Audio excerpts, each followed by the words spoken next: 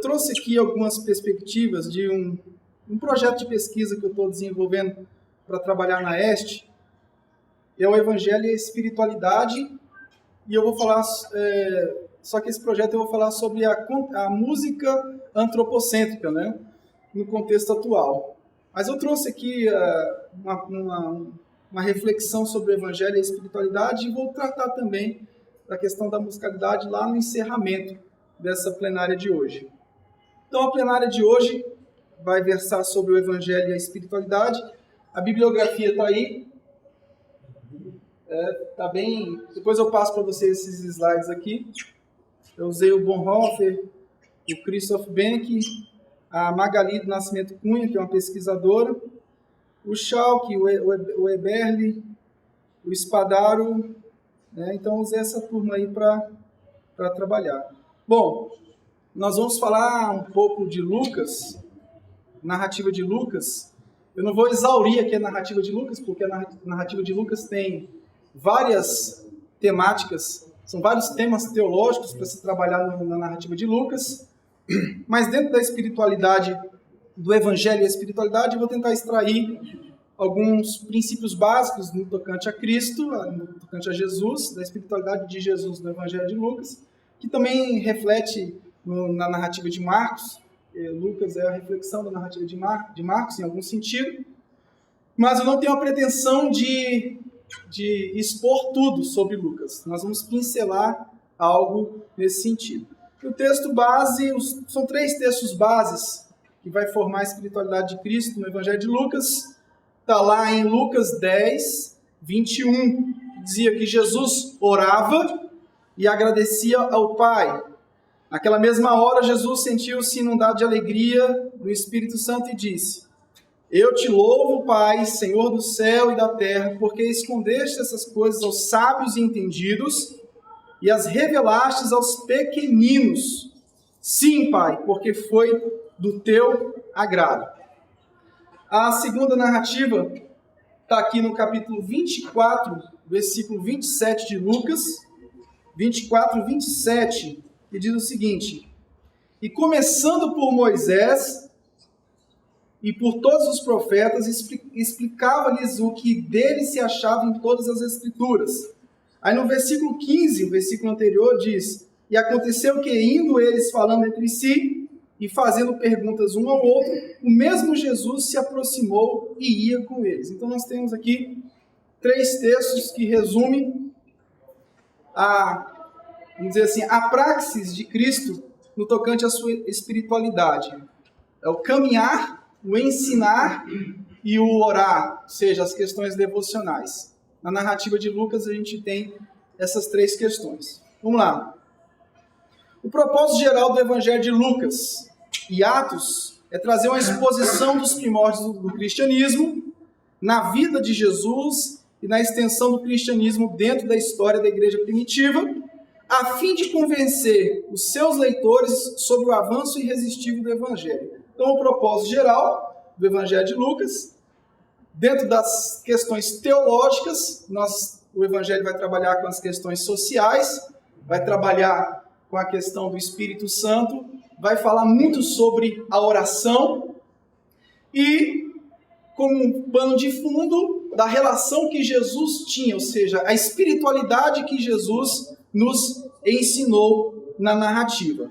A linha principal da narrativa é semelhante à de Marcos, mas, assim como Mateus, Lucas compôs um texto muito mais extenso como o de Marcos, algumas questões literárias, e Lucas traça a maneira pela qual Jesus trabalhou em seus seguidores para quebrar toda barreira que separa as pessoas. Então, na narrativa lucana, o trabalho de Jesus em seus seguidores era quebrar toda barreira que separava as pessoas. A gente vê o evangelho social dentro da narrativa de Lucas, Jesus trabalhando com os pobres, com as viúvas, com os órfãos, com as crianças, com as mulheres. E a gente, dentro do contexto de Jerusalém no tempo de Jesus, essa é uma narrativa geral nos evangelhos sinópticos, né?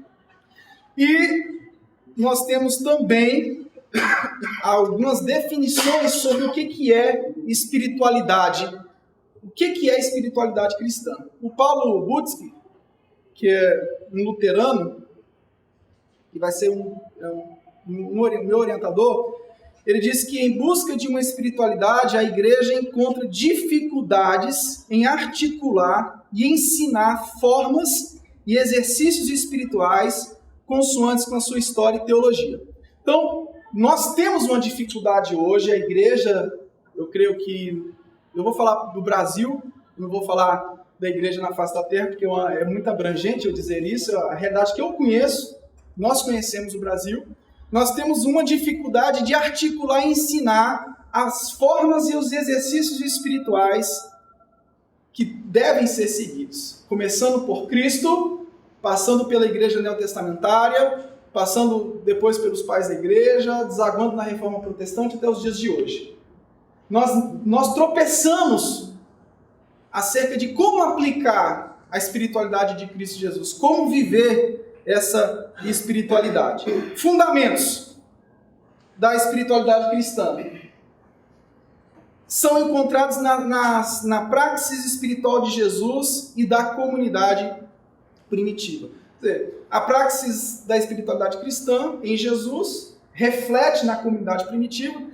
Dentro da narrativa de Lucas, a gente vê essa junção Lucas e Atos numa conexão perfeita para a continuidade da espiritualidade de Cristo. Então, a narrativa de Lucas vai trabalhar essa conexão e vai destacar a espiritualidade de Jesus, que necessariamente vai refletir na espiritualidade da igreja e assim, consequentemente.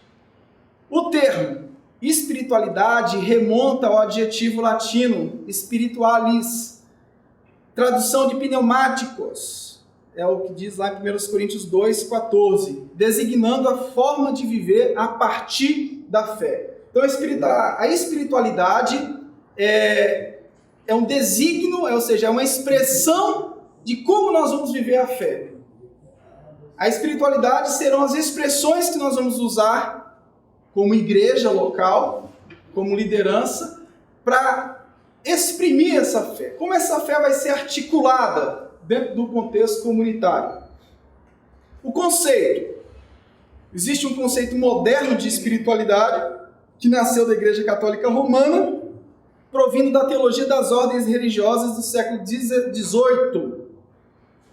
Bom, alguns conceitos que o Paulo trata aqui. Ele fala que fé não é algo abstrato, restrito ao cognitivo e circunscrito à apreensão doutrinária. A própria narrativa lucana vai trabalhar essa junção perfeita que nós precisamos em Cristo Jesus. Nós temos, por exemplo, na narrativa de João, algo fenomenal. A narrativa de João ele vai trabalhar perfeitamente no quesito doutrina e devoção. A fé é algo que é levada à prática dentro desses dois contextos. Na narrativa joanina a gente vê isso perfeitamente. O desenvolvimento de Cristo como Deus, mas o desenvolvimento do Cristo que exerce compaixão pelo seu povo e cura, trazendo ali os ensinamentos de reino. Na narrativa de João, por exemplo, você vê as curas relacionadas com os ensinamentos de reino. Na narrativa de João é muito fenomenal, porque essas perícopes elas estão muito bem amarradas, muito bem relacionadas. Quando você vê um Jesus operando um sinal e maravilha, logo à frente você vê o ensinamento de reino de Deus nesse contexto. Fé é formulada como sendo pessoal, existencial. Terceiro conceito, ela não surge de reflexão racional e analítica, ou seja, ela é obra do Espírito Santo que utiliza a dinâmica da palavra de Deus. E a quarta questão conceitual, essa fé é pessoal e existencial, mas não é um assunto privado. Ela não é um assunto privado. Dentro da espiritualidade dos dias de hoje, nós vamos ver na aplicação, essa fé é tratada de forma muito privada. Existe algo muito interessante hoje que são os desigrejados. Nas redes sociais você fica acompanhando o tempo inteiro as postagens dos desigrejados. Eles conseguiram trabalhar a fé de um ponto de vista privado. Eles conseguiram excluir a comunidade do contexto da comunhão da igreja, da vida deles. Então a espiritualidade hoje, ela precisa ser estudada, precisa ser discutida, precisa ser debatida, precisa ser colocada em fóruns de discussão. É necessário que haja produções literárias acerca da espiritualidade moderna. Eu estou propondo a Carta aos Desigrejados, que nós vamos lançar esse ano. É uma carta aos desigrejados mesmo. Eu não vou discutir questões do ponto de vista calvinista ou arminiana. Nós vamos tratar dessa fé privada, dessa fé individualista que hoje é predominante. Você olha os posts nas redes sociais e fica espantado e com tamanha convicção que essas pessoas possuem acerca da sua fé, mas do ponto de vista simplesmente privado. Quer dizer, a espiritualidade ela passou por uma transformação que assusta. E da década de 90 para cá, eu diria que houve o despertamento do engano, porque a década de 70 e 80 foi propulsora para as novas doutrinas neopentecostais, e de 10 anos para cá houve um grande despertamento acerca desses enganos. Algumas pessoas conseguiram se recuperar, voltando-se para as igrejas históricas, pegando fôlego de novo. Eu tenho um exemplo, por exemplo, eu trouxe lá na igreja a banda Resgate. As pessoas se questionaram por que eu trouxe a banda Resgate. Eu falei, porque eles voltaram para uma origem muito boa. Até o Ariovaldo Ramos ficou 2 anos com eles, andando, recuperando, e eu tive uma conversa com eles disseram, olha, a gente perdeu, do ponto de vista da consistência da fé, 20 anos da nossa vida. E hoje todos eles estão na teologia, mudaram totalmente o modo de viver, o modo de agir ministerialmente, e eu achei muito interessante todo esse retorno à igreja histórica que está acontecendo hoje. Por outro lado, se a gente tem um retorno para a igreja histórica, por outro lado nós vamos ter a figura dos desigrejados. Igrejas históricas que antes falavam e parece que estavam falando para as paredes, hoje elas estão sendo ouvidas. Hoje elas estão sendo ouvidas. Preletores que eram convidados simplesmente para falar para pastores, hoje eles estão sendo convidados para falar para os jovens. Eles estão sendo convidados para falar em grandes eventos para jovens. Por exemplo, Campina Grande tem o Consciência Cristã, que é um evento que reúne mais de 3.000 jovens para ouvir um misto de doutrinas bíblicas com a questão prática da espiritualidade cristã. É fenomenal. Então, do ponto de vista da igreja, a gente não pode dizer que está tudo perdido. O Ariovaldo disse uma frase muito interessante, olha, a igreja vai bem, graças a Deus. Ela está caminhando para uma recuperação histórica dia após dia. Agora, cabe a nós termos essa percepção desse momento histórico, aproveitar esse momento histórico e colocar as nossas comunidades, alinhar as nossas comunidades e entrar nesse rio de retorno às escrituras, bases bíblicas sólidas, análises exegéticas mais profundas. Os jovens hoje clamam por base. Eu criei na igreja, por exemplo, uma classe de novos membros com Eclesiologia Batista Nacional, e na segunda parte a gente criou um tema intitulado Perguntas Contemporâneas. Primeira pergunta, quebra de maldição é bíblica? Segunda questão, como nós podemos definir a teologia da prosperidade? E a terceira pergunta é, como nós podemos trabalhar a questão da batalha espiritual? Que foram 3 temas que acabou com a nossa comunidade do ponto de vista de heresias. Existem questões, por exemplo, em Efésios 6, que são pertinentes à nossa fé, mas se você pegar todo o conjunto literário que fala sobre batalha espiritual, é terrível. Eles conseguiram criar conceitos sobre batalha espiritual que nem Cristo, nem Paulo, nem a igreja neotestamentária, nem os reformados, nem ninguém criou. Uma criação atual que desconsidera tudo que nós vivemos, desconsidera a raiz da nossa fé, desconsidera a nossa raiz histórica. E isso me deixa muito espantado. Então essas 3 perguntas nessa classe de novos membros que a gente está desenvolvendo e a questão da eclesiologia, eu acho de muita importância. Eu creio que as pessoas têm que chegar nas nossas comunidades e têm que saber o que nós pregamos. Elas precisam saber em que nós acreditamos, elas precisam ter a convicção de qual é a nossa identidade. Por quê? Por que eu cheguei a essa conclusão? Porque a espiritualidade moderna, ela aponta para uma fé privada. A espiritualidade moderna, ela aponta para uma fuga do contexto coletivo, onde as pessoas vão questionar a própria validade da igreja. Da convenção nem se fala. Nem se fala. A questão denominacional, tem igreja que nem sabe que sua igreja faz parte da convenção, que seu pastor faz parte de uma ordem. E nem sabe qual é a declaração de fé. Ou seja, o que é declaração de fé? Então eu vejo que chegou a oportunidade de nós voltarmos a essas questões históricas e trabalharmos isso com o nosso povo, partindo do pressuposto da narrativa de Lucas, daquilo que Jesus nos ensinou acerca da espiritualidade. Então, uma definição geral é que as formas com as quais a comunidade ou o cristão individual expressa sua fé, chamamos de espiritualidade. O Francisco Catão, ele diz que a espiritualidade é uma vida voltada para a perfeita união com Deus por Cristo e no Espírito.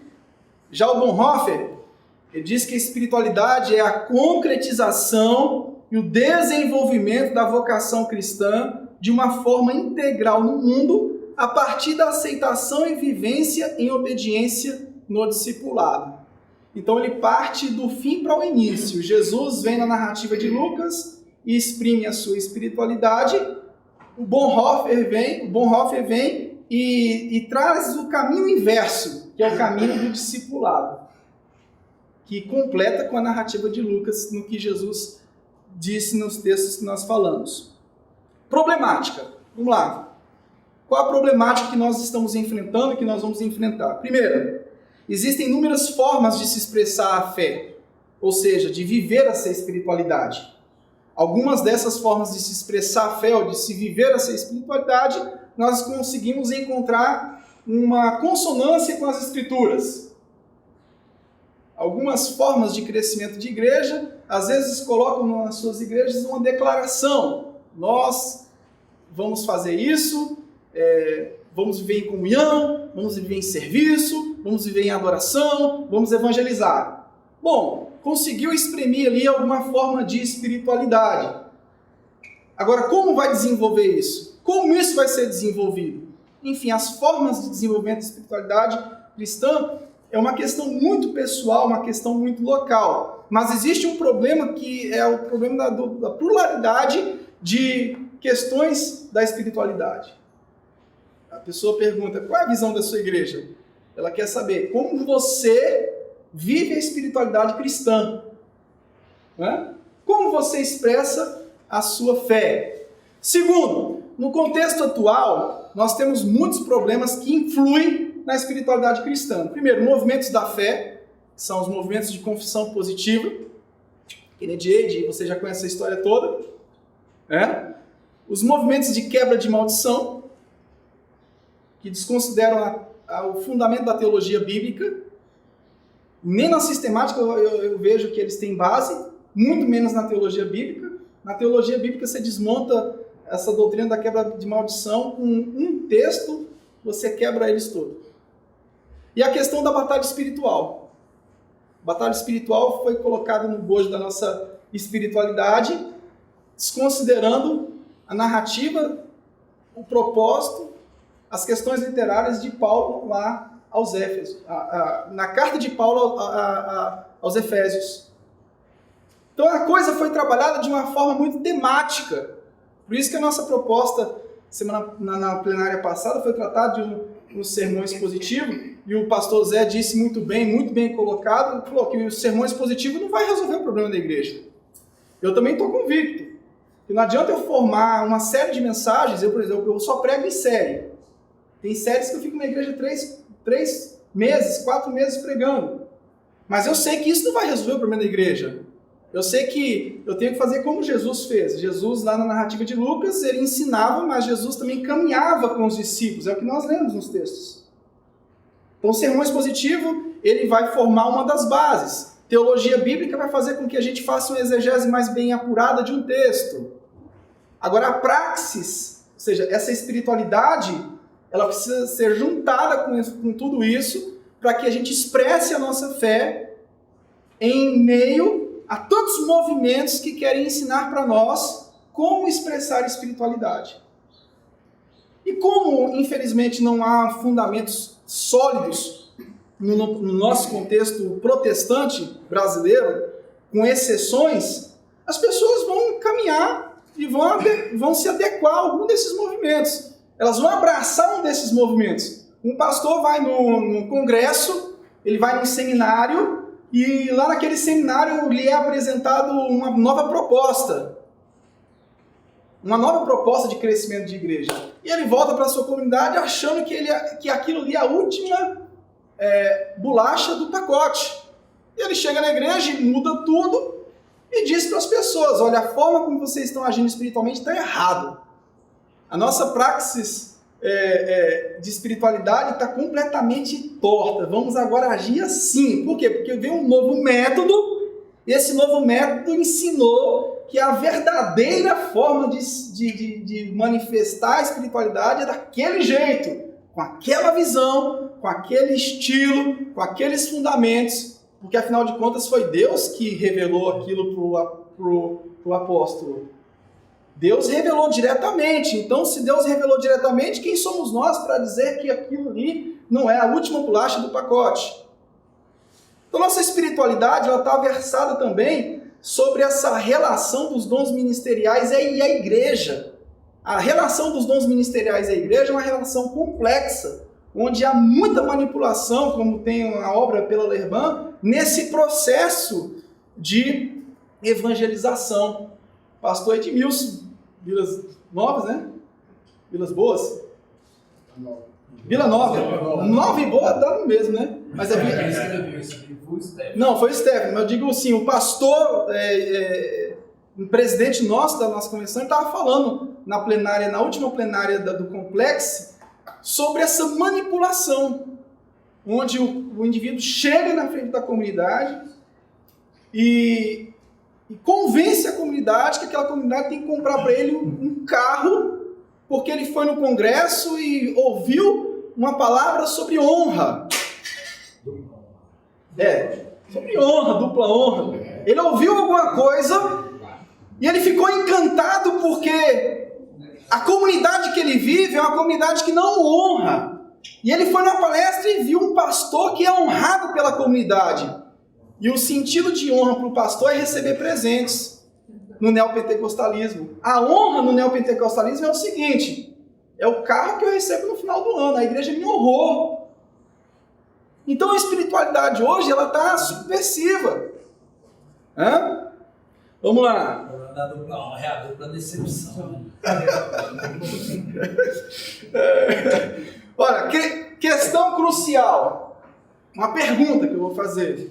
Existe uma forma correta de expressarmos a nossa fé diante de tantas vozes? Ou seja, de vivermos essa espiritualidade? Eu fiquei impressionado. Domingo nós recebemos um casal, ouvinte do programa de rádio, que chegaram na igreja às 6 da tarde. Pastor, eu quero conversar com você às 6 da tarde. E já chegaram dizendo: não, pastor, a gente já veio definido para ficar. Eu falei: mas vocês nem assistiram o culto. Pastor, deixa eu dizer uma coisa para você. Nós estamos cansados de ouvir tantas vozes. Nós estamos cansados de ouvir tantas vozes. E eu olhei aquilo ali, analisei bem aquilo ali e falei: meu irmão, o negócio está feio. Porque a gente fica aqui nas narrativas, mas quando você ouve alguém falando para você, o que está acontecendo lá fora, as experiências, você diz, rapaz, o negócio está feio. Uma pessoa chegar à conclusão que está cansada de ouvir muitas vozes, que está cansada, a fé dela está embaraçada. Embaraçada em outra língua é grávida, né? No espanhol é grávida. Mas ela está cansada, ela precisa ter uma direção, ela precisa ter um pensamento mais unânime. As pessoas hoje, existem dois grupos de pessoas. O grupo de pessoas que vão caminhar por mais alguns anos aí ouvindo lorotas. E existe um grupo de pessoas agora que vão procurar por questões consistentes. E as nossas igrejas precisam estar preparadas para receber essas pessoas. As nossas igrejas precisam estar preparadas para responder às questões de um povo decepcionado. E eles vão chegar. E quando eles chegarem, a gente não pode ficar com o pé atrás. Porque a primeira coisa que o pastor faz quando alguém chega de outra denominação, e isso é uma realidade que não tem como mudar, é ficar com o pé atrás. Porque a pessoa chega, ela chega questionando. A pessoa chega querendo pensar.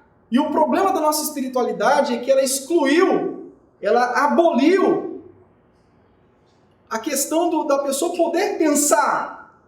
Existe a boa filosofia, com certeza. O Shed fala, olha, existe a boa filosofia. Existe a boa filosofia. Existe uma filosofia de fundo de quintal que quer colocar a fé no mesmo nível. Mas existe uma boa filosofia, essa boa filosofia precisa ser trabalhada na igreja. As pessoas precisam ter oportunidade de chegar para o pastor e perguntar.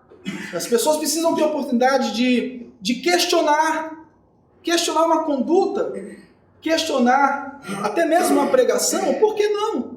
Pastor, me fala uma coisa aqui, o senhor disse aqui naquele texto e tal, eu fiquei com uma dúvida. Essa dúvida na espiritualidade atual é rebeldia. É rebeldia. Mas se nós quisermos ter igrejas que caminhem para outro caminho, para o outro lado, nós vamos ter que estar preparados. E o nosso emocional também. Porque emocional de pastor, quando alguém chega para perguntar alguma coisa, o que é, irmão? Pastor, não, só queria tirar a dúvida. Qual é a dúvida? Como se o pastor já tivesse batido um martelo naquilo que ele falou e não coubesse mais nenhum tipo de discussão sobre o assunto. Qual é a dúvida, irmão, que você tem? O que está acontecendo? Quer sair da igreja? Não é assim? Nós, pastores, temos esse problema. Quando alguém liga para a gente e fala assim, pastor, eu queria ir conversar com você. Meu irmão, não tem como adiantar, não? Você quer sair da igreja, né? Não, pastor, não quero sair da igreja, não. Quem já cometeu esse erro? Todos nós. Quer sair da igreja, irmão? Não, irmão, está abençoado. Não, pastor, não quero sair, não. E geralmente, essas pessoas realmente não querem sair. O que essas pessoas querem serem ouvidas nas questões teológicas.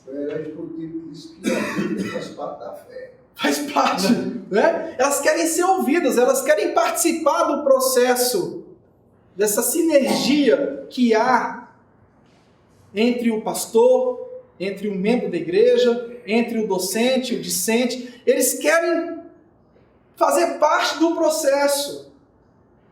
E para que a gente não deixe as coisas piorarem, a gente tem que trazer essas pessoas para perto, sentar com essas pessoas. Aí vem a questão do discipulado, onde Jesus em Lucas sentava e ensinava a sua espiritualidade, e era uma espiritualidade voltada para o ensino. Ele sentava, ele andava com as pessoas. Então nós temos que sentar com essas pessoas, ouvir essas pessoas, perguntar para essas pessoas qual é a dúvida, meu irmão. O que eu posso te esclarecer? Ou talvez eu não te esclareça tudo, mas talvez nós, nesse processo aqui, consigamos chegar a um consenso comum. Mas nós temos medo disso.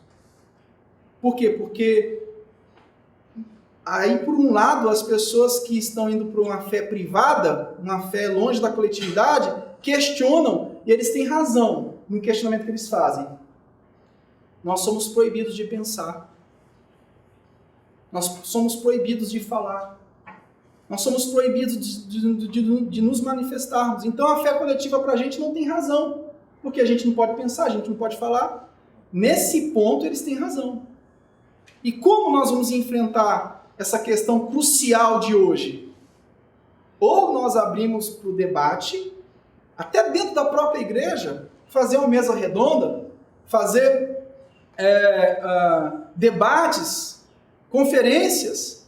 Por que não trazer questões teológicas para dentro da igreja? Ah, pastor, mas o povo vai ficar frio. Frio. As pessoas vão ficar de qualquer forma, dentro do contexto que elas vivem. Então, se não tiver um aprofundamento, é que elas vão ficar frias mesmo. Existe uma forma correta de expressarmos a nossa fé, ou seja, de vivermos essa espiritualidade? Mas não vamos entrar nisso não. A questão toda é, esses questionamentos que Jesus enfrentou são outros tipos de questionamentos. Os questionamentos que eu estou falando aqui são questionamentos acerca do que é feito dentro da igreja. Por exemplo, quando alguém diz, quando o pastor diz, vamos quebrar a maldição. Eu já recebi vários lá na igreja, que saíram porque o pastor estava insistindo que a pessoa tinha uma maldição que podia ser quebrada. E elas perguntaram para o pastor, me explica o que é quebra de maldição, me explica o que é isso, onde é que está isso na Bíblia, qual é o fundamento disso? E o pastor se furtou. Nós estamos entrando nesse nível, esse nível de questionamento, onde as pessoas são tolhidas de terem conhecimento da própria Bíblia. Os questionamentos que Jesus enfrentou são totalmente diferentes daquilo que a gente está falando. Os questionamentos que Jesus enfrentou são questões existenciais, que podem existir também no nosso contexto, mas essas questões são resolvidas de outra forma. Mas existe hoje uma realidade que precisa ser enfrentada e não podemos ter medo disso. E liderança, a gente sabe que liderança é uma atividade de risco, que se a gente ficar calculando quem pode fazer parte da nossa comunidade, a primeira pessoa que tem que sair somos nós. Nós somos cheios de problemas. Nós somos carregados de problemas. Talvez tem igrejas que o problema principal é o próprio pastor. Então, resolveu. Então, a nossa proposta é de que a gente abra os olhos para esse novo momento e consiga dialogar com esse novo período que a gente está vivendo. Que a gente não se enclausule. Tem líderes que vão para uma redoma. Por quê? Porque tem medo de enfrentar essa nova realidade. Se a igreja ela é uma comunidade de transformação histórica e ela vive dentro desse contexto histórico, não tem como sair desse contexto histórico. Nós estamos aqui neste mundo inferior, nesse dualismo de João, né? Dualismo joanino, mundo superior, mundo inferior, trevas e luz. Se estamos aqui, nós temos que saber trabalhar conforme os momentos históricos. Nós temos que saber trabalhar com as demandas. E a demanda hoje é essa, são os desigrejados. Bom, tá, receber ou não receber?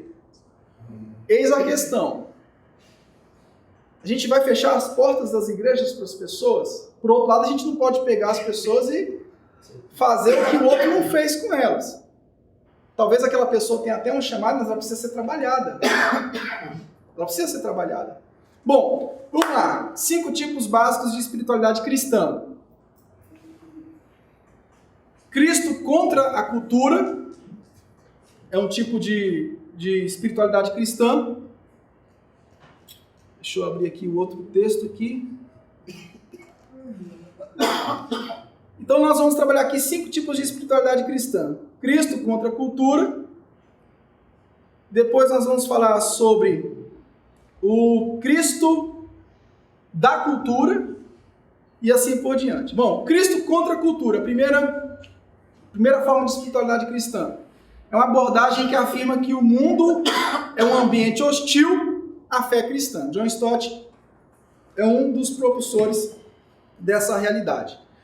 Essa foi a espiritualidade da igreja dos primeiros séculos, que tendia a desconfiar, ainda que respeitosamente, das autoridades oficiais e procuravam ter um distanciamento do mundo, né?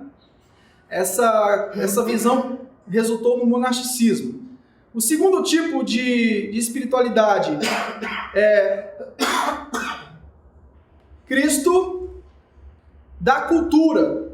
Essa espiritualidade tende a uma atitude positiva em relação à cultura, afirmando que é necessário imiscuir os elementos da religião e da cultura em geral. Segundo o McGrath, essa atitude da igreja nos tempos de religião oficial do Império Romano e também dentro do protestantismo liberal do século XIX. O terceiro tipo de espiritualidade, espiritualidade do Cristo acima da cultura. Reconhece a bondade imperfeita do mundo, mas acredita que por meio da fé eles podem ser elevados e aperfeiçoados. Essa é a visão de Tomás de Aquino. O quarto tipo de espiritualidade é Cristo e a cultura. Aí? O quarto tipo é Cristo e a cultura Cristo acima da cultura, já falei. O quarto tipo é Cristo e a cultura em paradoxo. Nesse tipo afirma-se que, embora a cultura não seja essencialmente má, é necessário que o cristão esteja preparado para as tensões e lutas que certamente vão ocorrer. Quer dizer, são 5 tipos de espiritualidade que nós temos como linhagem teológica para seguir. Elas se comunicam entre si. Em algum momento eu vou usar a contracultura que John Stott promulgou. Em outro momento eu vou usar a Cristo acima da cultura, de Tomás de Aquino. Em certas circunstâncias da nossa história nós vamos voltar para a cultura, Cristo e a cultura em paradoxo, ou seja, nós vamos nós teremos que saber trabalhar com o que está acontecendo, com a tensão do momento, para a corda não estourar de vez. Não estourar de vez não no sentido que nós faremos vai influenciar na história da igreja do ponto de vista universal, porque Cristo é o cabeça da igreja e o que ele vai fazer, ele vai fazer independentemente do que acontecer. Nós não podemos determinar nada sobre Deus e sobre o agir de Deus, ele é soberano. Em último lugar, o Cristo transformador da cultura se assemelha bastante ao Cristo acima da cultura e também enfatiza a necessidade de transformar a cultura, porém com uma esperança escatológica. Então ela vai trabalhar o seguinte, ela vai trabalhar aquela tensão do já e do ainda não, que o LED traz para a gente em relação às questões doutrinárias do reino de Deus. Então o Cristo transformador da cultura trabalha a expectativa do presente, como o evangelho influenciando as nações, e trabalha a esperança escatológica do futuro. Ok? Agora, são 5 correntes. O contexto atual. Viver a espiritualidade, ou seja, expressar a fé, é mais uma questão voltada para a experiência. Qual o contexto que nós vivemos hoje? O que vale é a experiência. Não importa quão boa tenha sido a mensagem que o pastor ministrou, ou quão fundamentada tenha sido. O importante é a experiência que eu vivi no culto. O importante foi a espiritualidade para as pessoas hoje, é a experiência que elas vão ter. É a experiência que elas vão ter. Você pode trazer um texto, trabalhar o texto, amarrar o texto exegeticamente, fazer uma bela aplicação, uma bela explanação, e no final a pessoa falar para você, ó pastor, o culto foi muito bom, mas está faltando mais unção. Aí já vai partir para a insuficiência da palavra de Deus, que não é suficiente. Não é suficiente. Ó, pastor, gostei da igreja, a igreja tem ar-condicionado, a igreja tem isso, a igreja tem aquilo, mas está faltando algo, pastor. Esse louvor não é ungido. Pastor, você está orando para pregar? Então, a espiritualidade hoje é a experiência. Cair no poder, né? Cair, é levar um sopro e cair.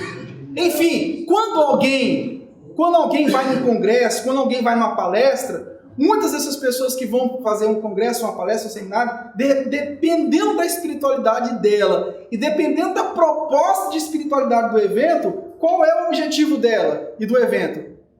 Experiências. Experiências. E a igreja brasileira vai caminhando nesse nível. Viver a espiritualidade é expressar a fé, mas voltada para uma questão de experiência. Aí a minha tese lá na Este vai ser sobre pregação e musicalidade, a questão antropológica na pregação e musicalidade. O contexto atual, em segundo lugar, algo que eu estou amando trabalhar, que eu não trabalhava ainda com as questões musicais, mas eu estou achando muito interessante. O contexto atual de espiritualidade é de uma pregação à musicalidade, trazendo um novo estilo religioso. Tem duas coisas que influenciam mais. Tanto a pregação, a explanação, quanto a música, são meios de expressar a fé. Sim ou não? São meios de você expressar a fé e fazer com que as pessoas interajam com a fé através daquilo. Da pregação à musicalidade foi criado um novo estilo de espiritualidade. Então, o que a gente vive hoje, o reflexo da que a gente vive hoje, são os efeitos dessa pregação, uma pregação descomprometida com o texto, dentro das análises literárias, e de uma música sem nenhum comprometimento com o objetivo da musicalidade. Lutero vai trabalhar a questão da musicalidade bem próxima da pregação. A pregação e a musicalidade para Lutero e para Calvino, mas Lutero trabalhou isso mais amarrado, Calvino também trabalhou de forma mais sistemática, mas Lutero ele amarrou pregação e música de uma forma que não tem como soltar. Por quê? Porque ele trabalhou a expectativa da espiritualidade, da expressão da fé. Então nós temos aqui outro contexto atual. Terceiro lugar, essa nova maneira religiosa de ser, ou seja, esses novos contextos do louvor, os novos estilos de pregação, essas novas formas de falar com o público, essas mensagens de autoajuda, um louvor contemporâneo que exalta a questão do que Deus pode dar, ou exaltam também a questão do que eu posso oferecer a Deus. Então nós temos um problema grave, uma pregação que vai trabalhar as questões da autoajuda, do ego e do louvor que vai ajudar nisso. Ele é fiel e vai te colocar no lugar do seu patrão. Ele é fiel e vai provar para todo mundo que você chegou lá e você é um vencedor. A musicalidade, ela está atrapalhando a nossa espiritualidade. Tanto a pregação quanto a musicalidade. Por quê? Porque são expressões que descem e que formam a nossa espiritualidade. A nossa espiritualidade é formada por várias linhas de expressões. Mas quais são as duas principais que nós nos envolvemos mais? Pregação e música. Então essa nova maneira religiosa de ser inclui desde uma mensagem com trejeitos de confissão positiva até uma musicalidade de acordo com essa nova performance gospel. Uma nova performance gospel. Em quarto lugar, a nova espiritualidade é influenciada pelo contexto atual de pregação e musicalidade. Quinto, a música, conforme Lutero, é uma maravilhosa dádiva de Deus a ser usada no louvor e na pregação da palavra. Mas a musicalidade é uma forma reflexiva da identidade da Igreja de Cristo. Então Lutero trabalhou com a musicalidade, mas toda a pregação de Lutero e toda a musicalidade refletia a identidade da Igreja de Cristo. Então, nessa instrumentalidade, o ensino era expressado através dos cânticos. E qual é o ensino que a gente tem hoje através da palavra e dos cânticos? Porque uma herança que eu acho muito interessante, que a gente tem que guardar, é a herança da conjunção, da junção entre palavra e ensino. Se eu não consigo desvencilhar ensino da palavra, de uma devocional. Você vê Jesus trabalhando as duas questões. Os apóstolos trabalhando as duas questões. A igreja neotestamentária trabalhando as duas questões. As questões históricas trabalhando tudo isso. E hoje a pessoa chega para mim e diz, não, isso aí é ensino. A palavra é outra. Pô, se eu consigo desvencilhar a pregação do evangelho do ensino, que pregação vai ser essa? É claro que, homileticamente falando, você vai pregar é diferente de você ensinar do ponto de vista dos arranjos. Mas do ponto de vista estrutural, você tem que ter uma base de ensino e uma aplicação e trazer implicações práticas dentro daquilo que foi falado. Aí a gente junta Paulo e Tiago. O próprio evangelista, o João, que trabalha devoção e doutrina, e faz isso aqui com devoção e doutrina. Ó. Devoção e doutrina estão aqui na narrativa joanina.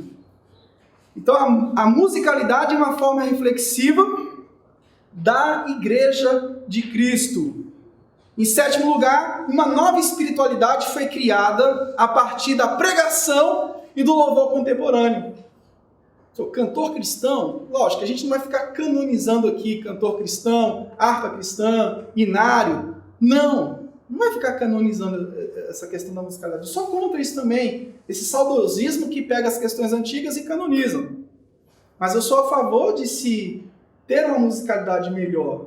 Bom, os hinos do cantor cristão foram preparados para uma turma que tiveram mais cuidado, com exceções, tem cânticos que têm problemas fortes, mas no conjunto você vai conseguindo identificar uma base sólida que exprime o ensino, que vai ensinar alguma coisa acerca de Cristo, acerca da obra de Cristo, acerca da igreja. Em 8º lugar, algo esquizofrênico, onde a espiritualidade é definida da seguinte forma: como nós vamos alcançar níveis mais profundos do poder de Deus? A espiritualidade hoje é essa. Eu preciso alcançar um nível mais profundo do poder de Deus. Eu preciso que Deus me use com curas e com milagres. Para quê? Para você ter um ministério reconhecido como de curas e milagres, as multidões pararem na sua igreja e elas falarem para todo mundo que você é usado em curas e milagres? Eu entendo curas e milagres dentro do contexto do reino de Deus. Eu entendo curas e milagres dentro do agir de Deus. Lucas vai falar das curas de Jesus. João vai destacar muito a questão das curas do mestre. Mas procure o contexto. O ensinamento de reino de Deus sempre está por trás de uma cura e de um milagre. Existe um ensinamento de reino de Deus. Existe uma esperança presente na cura e no milagre, mas existe um ensinamento futuro. Cura e milagre é escatológica. A ressurreição de Lázaro nos ensina isso. Um sinal maravilhoso que Jesus operou ali, mas apontando para o futuro. Porque se a cura e o milagre não apontar para o futuro, ela vai se tornar algo em si mesmada. O que a gente vê hoje no contexto neopentecostal. Cura e milagre trabalhado de uma forma voltada para si mesma. Não existe um ensinamento de reino no contexto de cura e milagre. Então, algo esquizofrênico foi criado. Nós precisamos agora alcançar mais níveis mais profundos de intimidade, de poder, de glória. A unção precisa ser muito maior. Aí, coitado da equipe de louvor, né, que tem que trazer tudo isso. E o pastor que vem depois tem que completar.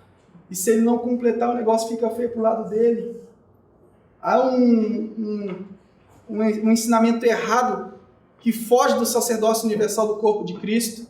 Porque o sacerdócio universal do corpo de Cristo, no contexto da espiritualidade, não vale nada. Porque a responsabilidade está toda com o ministro de louvor. A responsabilidade está toda com o pastor. Coitado do pastor e do ministro de louvor. Se o culto foi ungido, os dois vão ser presenteados. Se o culto não for ungido, os dois vão ser execrados. Por quê? Porque a espiritualidade é formada longe do sacerdócio universal do corpo de Cristo. Uma luta que Lutero, pela graça de Deus, junto com os reformadores, conquistaram. E a igreja pós-moderna pegou e jogou no lixo. Michel, Estou terminando. deixa eu dar uma parte. Vamos lá. Eu acho que essa questão é muito complexa mesmo. Acho que a gente está perdendo aquela ideia da imanência de Deus, do Deus conosco.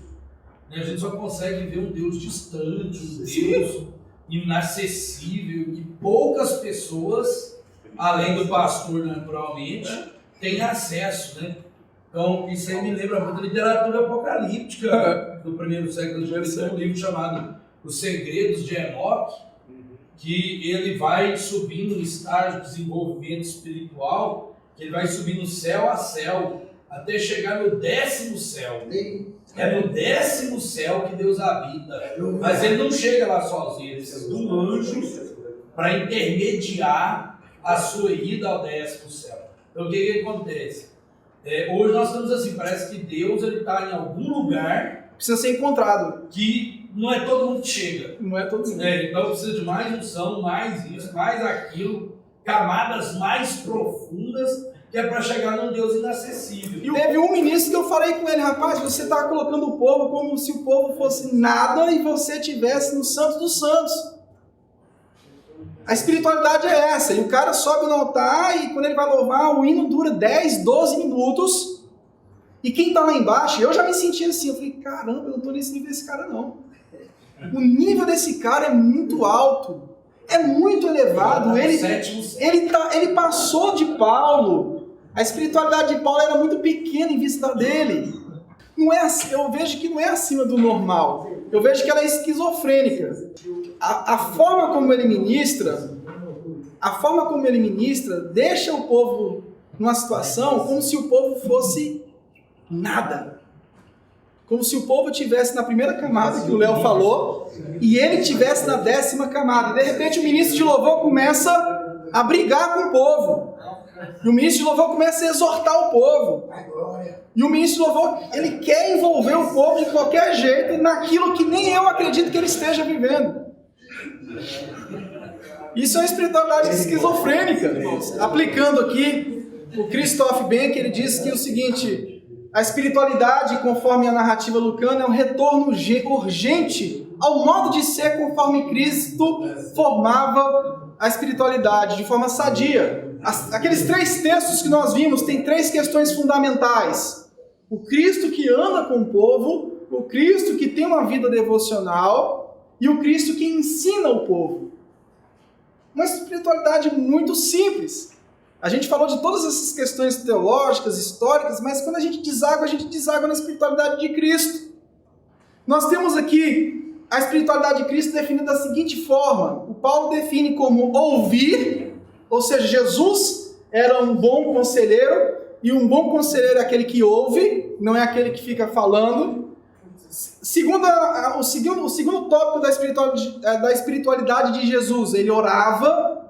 Terceiro tópico, ele compartilhava. Quarto, ele testemunhava. E quinto, ele agia. Se você pega as questões sociais na narrativa de Lucas, você vai encontrar esses 5 tópicos na questão do evangelho social na narrativa lucana. Bom, é algo que nós precisamos viver, olhar para o mestre. Tem muitas metodologias, existem lá as 5 características da espiritualidade cristã. Nós temos o Cristo contra a cultura, o Cristo acima da cultura, o Cristo junto com a cultura, e nós vamos poder aplicar algum daqueles métodos dentro do que a gente vive hoje, mas no frigir dos ovos é uma espiritualidade que ouve.